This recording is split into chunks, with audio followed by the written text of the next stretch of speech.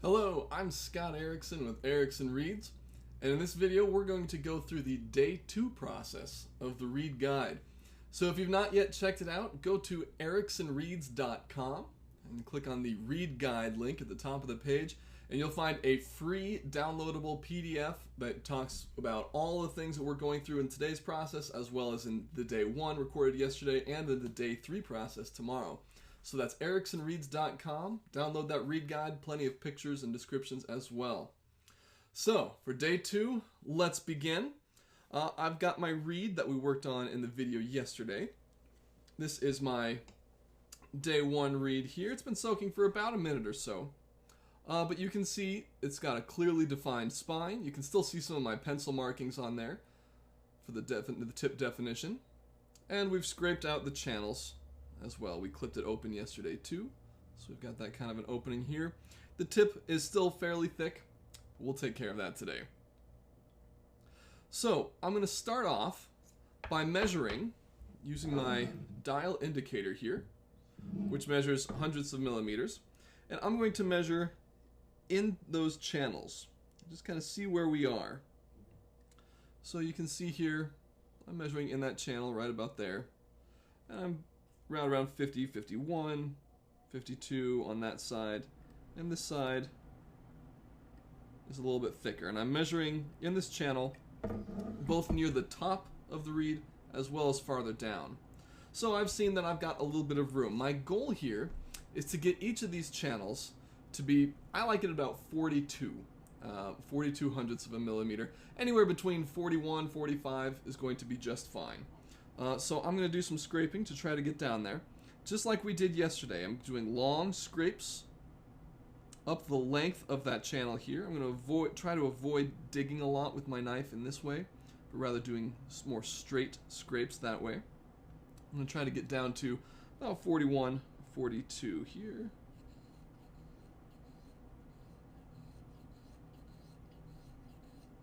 Now in this process, you'll see that first, it took off all that pencil marking that I'd done yesterday, but I'm being very careful again, just like yesterday, to avoid that spine. I want to leave the spine intact. I also want to leave intact the bark on the rails here. The rails, that's what we call this side part here, the very side edge of the reed. I want to leave some bark there for now. So I'm being very careful about that. I'll do the same on this side.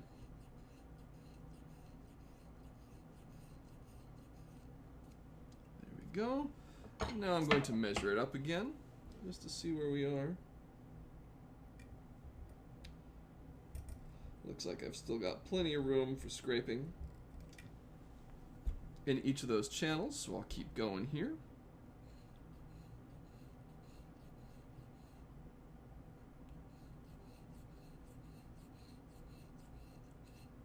Now you'll notice I'm also trying to go all the way to the top edge of the reed as well, coming all the way off the top of the reed. And as you make more and more reeds, you'll kind of get a sense for how much cane is being removed with every scrape that you do with the knife.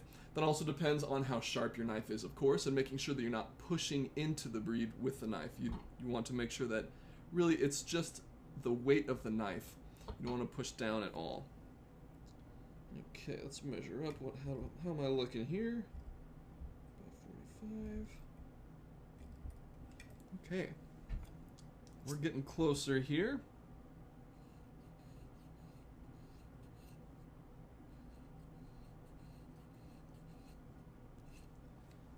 There we go.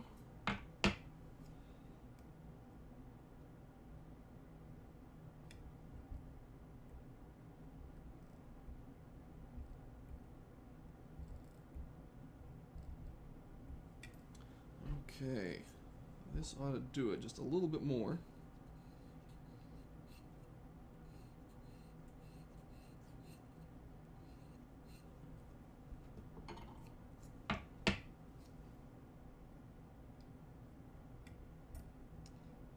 There we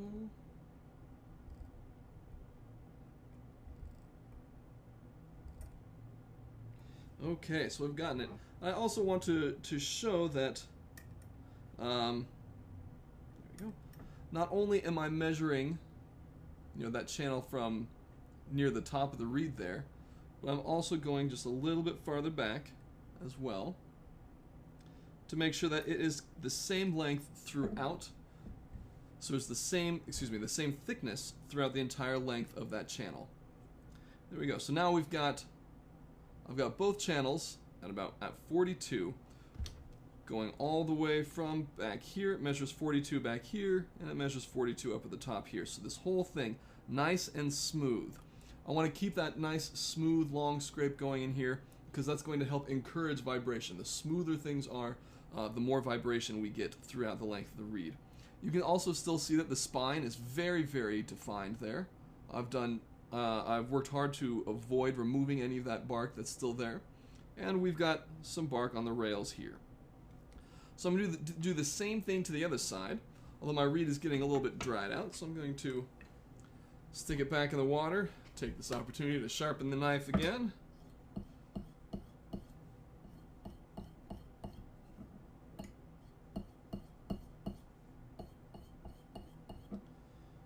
Okay. And this process gets faster and faster as you go along. So here is the second side, the side I've not yet touched for today. You can still see a defined spine from yesterday as well as some of my pencil markings. So I'll try to go a little bit faster on this side here. Just so we can get rolling to the next steps of the process.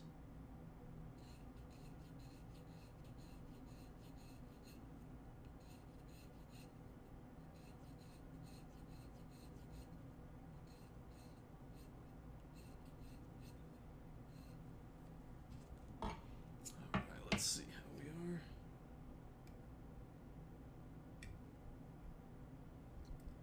Ooh, look at that.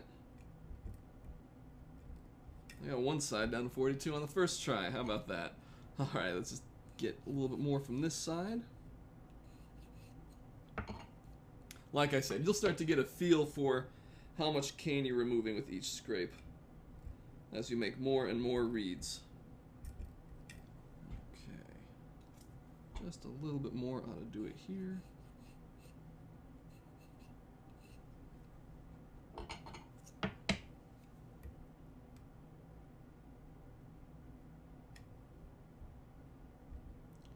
Perfect. All right. Okay. So now we're in a spot where we've got all 4 channels. So 2 channels on each blade are equal. They are all at about 42. I'm going to sharpen up my knife again while that reed is back in the water.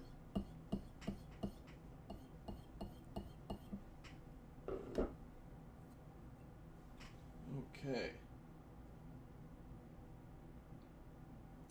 So from here, the next step I like to do is I'm going to measure from the bottom of the staple.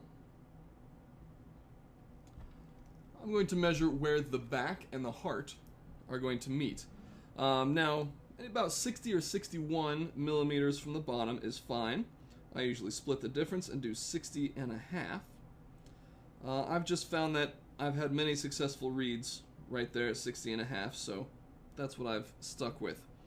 Consistency is important. Once you find a system that works for you, it's best to stick with that. You can, of course, alter things and tinker with things, fine-tune as you need. But if you find something that works, if it ain't broke, don't fix it, right? So here we go. There's about 60 and a half right here. Okay, so what I'm going to do now is this is the definition. We've got the back here and the heart right here. I'm going to remove the bark from the heart. I'm going to leave the bark in the back, but I'm going to just take it out from the heart towards the tip. And I'm going to be very careful here. It gets really easy to dig in too far when you're doing this. And then you might end up taking too much out of that channel in the heart, make too much out of the heart in general, which will leave a flat or unstable reed. So I'm being very careful here. I'm just going to remove this bark right there, up towards the tip. Just like that. There we go. So now there's no more bark there. There we go. Got a little Okay, I'm going to go to the other side. I'm going to draw my line in exactly the same place for symmetry. I'm going to do the same thing. Just removing that bark right there. Okay, and up here as well. There we go. Okay, so we've removed the rails of the heart. And now we can address the tip. Alright. So I'm going to redraw from yesterday where I want my tip definition to be, and that was 65 millimeters from the bottom. So like I said yesterday, I like to draw all over my reeds. Lots of pencil all over the place. Okay, here we go. 65 millimeters is right there. Right about there, okay. And I'm going to redraw, of course, the shape of my definition with the apex there right on the spine. And now I'm going to thin it out to playing thinness. So it's going to be very, very thin. In order to do this, I want to start at the very top here, because this needs to be the thinnest section of the reed. So I'm going to just do some scrapes right here at that corner.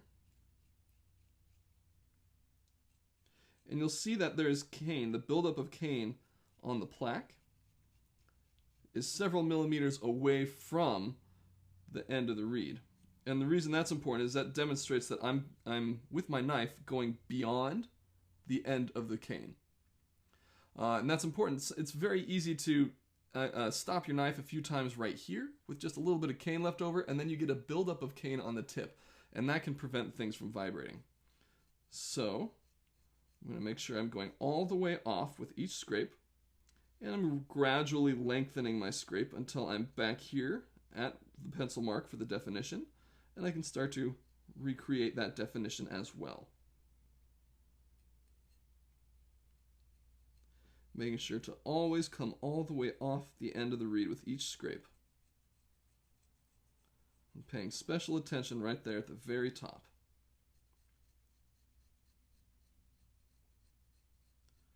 Now it's important not to go too fast in this stage, because a lot of things can happen if you're scraping too fast. Sometimes when you bring the knife back, you can catch the tip a little bit and then you'll bend the tip backwards, and that can cause a tear. So you want to avoid doing that. And you also want to make sure that your knife is actually removing cane where you want it to remove cane, or where you think it's removing cane. It sounds really weird to have to think about that, but sometimes your knife will be touching in a place of the tip that you don't realize it's touching, and you can end up with a thin spot there, which can cause all kinds of problems later on.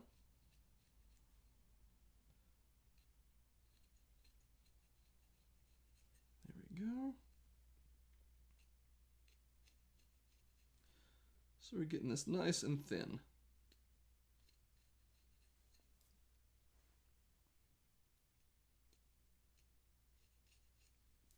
I also want to make sure my tip definition at this stage is nice and clear.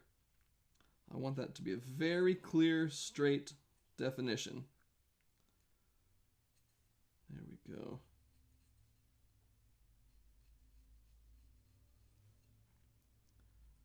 And I'll show you what I mean in just a moment.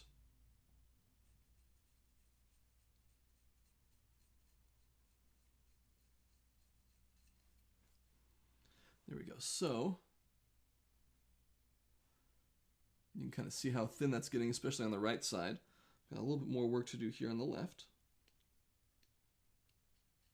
with that definition. Sometimes I take a few scrapes right there at that defining spot to get out some of that extra cane right there.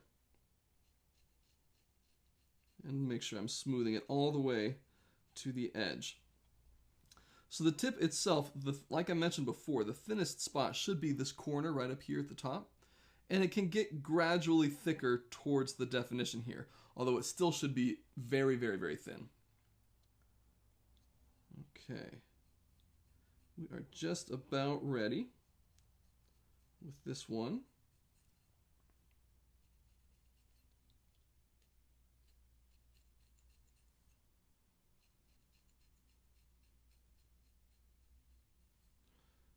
Okay, and there are a few ways to know if your tip is thin enough.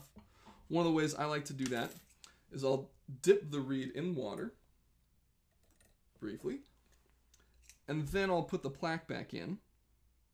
And if it's a dark colored plaque, you should see the dark colored plaque through the tip right there. That's a good indication that your tip is nice and thin. You can see how I'm just very, very gently, very, very lightly pushing against that plaque, and you can see kind of right through it. You can see the color of the plaque there. So I know that I'm pretty thin right there. Another thing that can help is if you turn the reed upside down like this, it just gives you a different view of that definition. And sometimes it's easier to tell if you've got some buildup in a strange spot, if the definition isn't quite straight, if the apex of your inverted V is not quite aligned with the spine. Sometimes just turning it upside down will give you a better angle of that. But for now, I think this looks pretty good. So we're going to do the same thing on the other side now. I'm going to draw in, of course, where I want my definition to be, making sure that it lines up perfectly with the other side. A little bit lower on this side right there. Good thing about pencils, you can always rub it off just like that and redraw if you make a little mistake. Better to measure twice and cut once, right? Okay.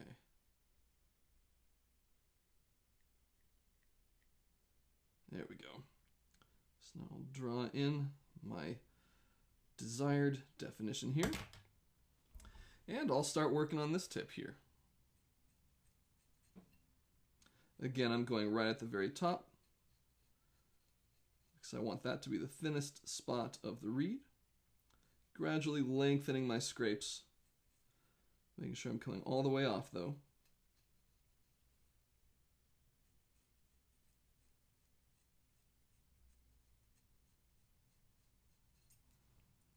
There we go.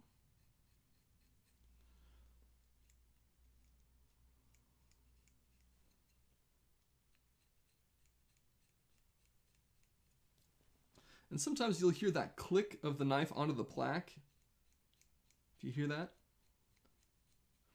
I try to avoid that as much as I can because that's kind of an indication that you're pushing into the tip, pushing into the cane. I'd rather try to come smoothly off the edge of the reed so that it doesn't make that click, and that way I'm not pushing into the cane. Now the cane's getting a little bit dry, and I also need to sharpen my knife. Sharpen your knife frequently, all the time. You can see I've already sharpened my knife 2 or 3 times just in this process today. Okay,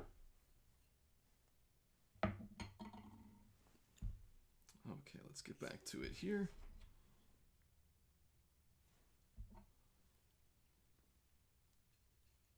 Oh, that's much better. Sharp knife makes all the difference in the world. Okay.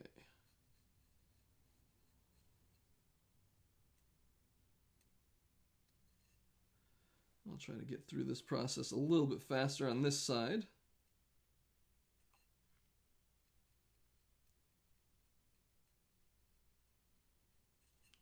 There we go.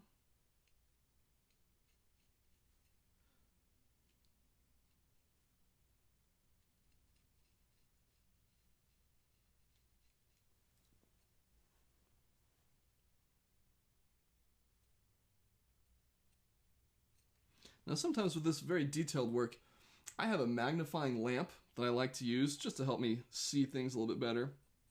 I recommend doing that if you can. If you've got a magnifying lamp or some way to see it more clearly.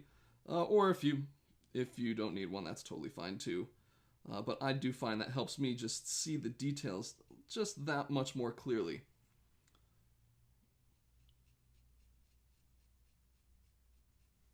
There we go.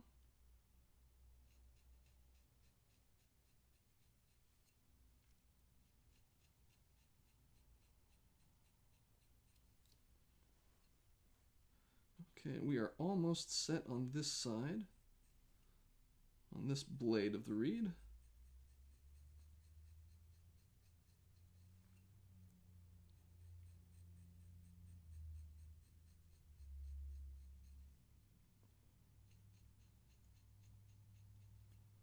You can see I'm still spending lots and lots of time right up at the very top of the corners.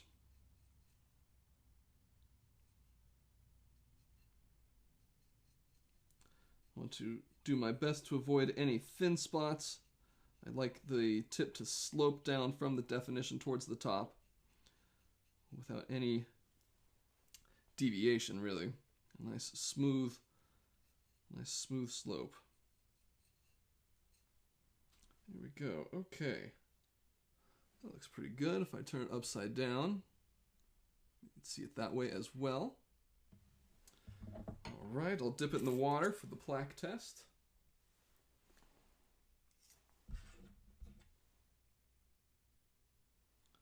There we go. And you can see that it is quite thin. Oops, there we go. Just like this side is. Okay. So at this point, I'm also going to check to make sure that it lines up in profile, that the corners of the definition are aligned. It appears to be so. So now it should vibrate very wildly and flat and loudly. And it does. Very, very flat. So at this point, I'm going to clip it up to pitch. Now I use the crossover blade is my front blade. When I'm playing on it, I want that crossover blade to be towards me. There's the crossover thread right here, so you know what I'm talking about. So when I clip it, I want that to be on top because I want the front blade to be just a little bit shorter. So I clip with my razor blade slanted like this to make sure that the back blade gets longer than the front blade. Just push right down into it.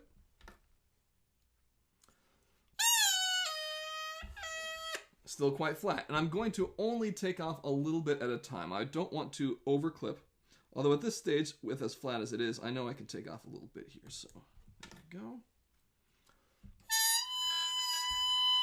About a B. I'm looking for a C right now.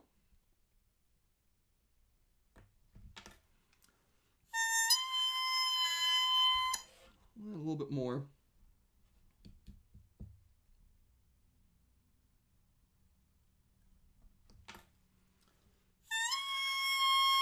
Okay, so it's a little bit high right now. You can hear that there might even be a tiny bit of a chirp in there right now. That's okay. For right now, for day 2, this is where I'd put it away. I've been working on it now for 15 or 20 minutes or so, although I did it a little more slowly with the demonstration, the video and everything. But we've got a reed that's been clipped up to pitch. It vibrates, though not quite as easily as it did a moment ago. That's a result of the clipping. It's got a tip, definition, it's got a spine.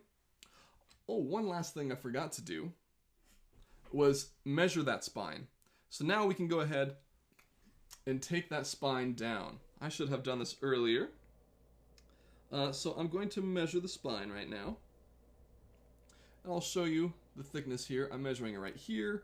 I'm also going to measure a little bit farther down as well. And it's quite thick, which would be part of why it's not vibrating as well as I was hoping it would. So I want to take this down to anywhere between 48 and 50. So I split the difference. I'll go at 49. And you'll see I'm going all the way from the back. And this will, of course, kind of obscure that strong definition that we had of the spine. There we go.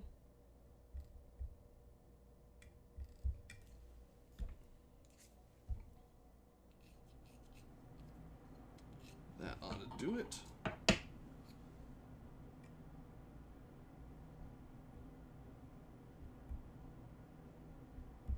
Okay, and I'll check the other blade as well.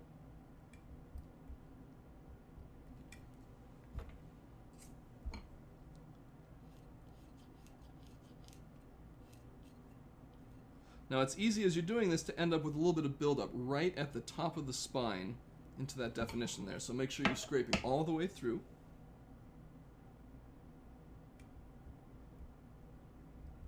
There's 49. And scrape the back a little bit more. There we go.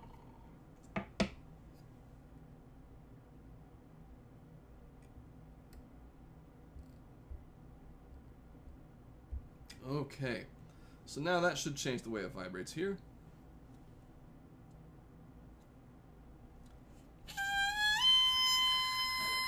You can hear that it lowered the pitch just a little bit, which is normal. So just a little bit more of a clip.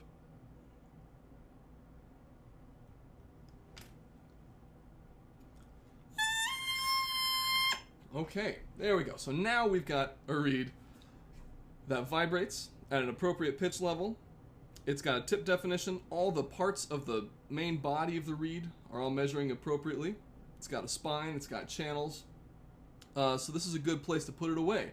And tomorrow on day 3 is when we fine tune, we make it a lot easier, we get it crowing appropriately with some body to the reed, the low crow as well.